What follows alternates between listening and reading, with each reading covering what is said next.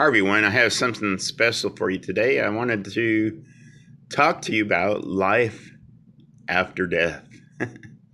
Actually, it's not going to be me talking very much. It's going to be my grandmother telling the story. My grandmother passed away about 10 years ago. And growing up as a boy, I remember she used to, every now and again, tell this story about when she was a little girl. Now, to set this up, I have to explain my grandmother was probably the most level-headed person I have ever met in my entire life. And she was known for telling it to you straight, telling you the truth. And if there's one thing she instilled in me as a young boy, it was to always tell the truth. And so she wasn't the kind of person that was given over to fables or making up tall yarns or anything like that. I became a born-again Christian in 1990, and somewhere along around 1992, I had the wherewithal to sit down with my grandmother at the kitchen table with a tape recorder and ask her to recount this story that I remember her telling when I was a child.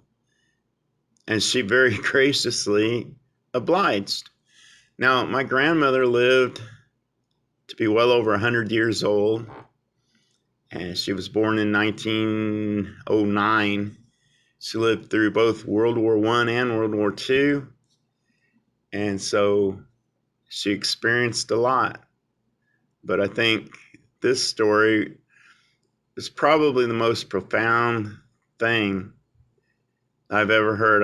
It stuck with me all these years, and I'd like to share that with you. So let's listen in. I had a sister who was 7 years old. What was her name? Hazel was her name. And she had been sick a long time with what they called, it was really a heart problem, really, but they called it some other kind of a name, I don't know what. But anyway, she died. And my father was... she in the hospital, or? No, she was at home. They didn't put him in the hospital. They had done what they could do with the doctor. And she just simply passed away in our own house. And my father was working in a transfer company up on the second floor. And he didn't know that she had died because he was working. And he said, come home, and he told us that she came to him, said she floated in, like into the building, to him, and said, oh, Papa, come with me. It's such a beautiful place up here. And it really shook him up. He knew that that was his daughter. And he knew that she had passed away because she had come to him in the form. And he knew it was Hazel. He could see what? She looked just like Oh, she yeah, was here? and he cried when he told us about it.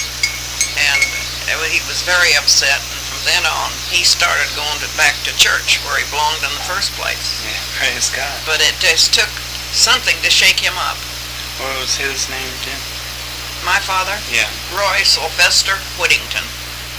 That was my father's name. And he was a good man and a working man, but he was sick an awful lot. He broke his health down lifting heavy furniture. And he was sick most of my life. And so my mother worked. She worked in a rag factory, sorting rags for one place. And she washed for all the boys that went to the University of Nebraska. Washed their shirts and ironed them. And we delivered them. I was probably 4 or 5. I'd take a hold of the hand, the baby buggy, and push it. I'd walk with her when she went to deliver them to collect her little dab of money, which wasn't much, I'm sure, in those days. And then after she got through that's when she worked at the rag factory, and she worked there until she started spitting up blood. And she had to quit because it was going to kill her. And so then she started working for the school. What made her spit up blood? Was it The chemical? dust and the stuff in the I factory. never heard that before. Oh yes, it's all true, every bit of it. Well, I believe it, but I didn't know. You know, she had a growth in her neck. Well, Remember we when had they to have that operated on. I don't think that had anything to do with it, Wasn't related? though. No, I don't think it was related. But then she went to work for the University of Nebraska Schools. And she went to Whittier. It was a junior high school. And she took care of the gym room and seen that the girls took their showers after their practices and stuff like that. She handed out gym clothes. And in the meantime, sometimes she would sweep some rooms, and in the summer she would help wash windows in that school. Now she worked, and that was my mother, Yeah. and she worked there until she had retired. She had 5 kids too, didn't she? She had The Hannah 6. Cook She had 6 children. till Hazel died. Hazel died. How old was Hazel again when She died? was about 7, and I was probably 8. How old was your dad when that happened? At that time, you know, at that time, when you're 8 years old or 9, you don't think about somebody's age. Yeah. I didn't. How old were you when he died?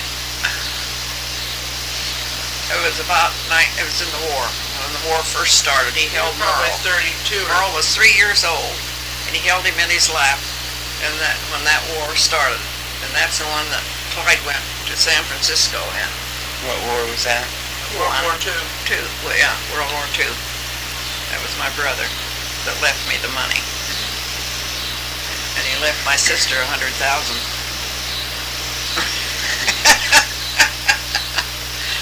Which was pretty good for a working man. But he did save his money. He was careful with it. And he did work. So, We were a working family, period. so how long did your dad say that he saw Hazel for? Just for that short second? A short time. That she just kind of floated in. He identified her immediately. Oh, absolutely, and her voice also. She said, "Oh, Papa, come with me. It's such a pretty place up here." So that means that's your heavenly body, Yeah. and you'll know them as you are known. Yeah. You're going to And look that's the God's same. truth, every bit You're of going to it. look the same and sound the same, but have a heavenly body. You bet. And they better believe it because it's true. Every word of it.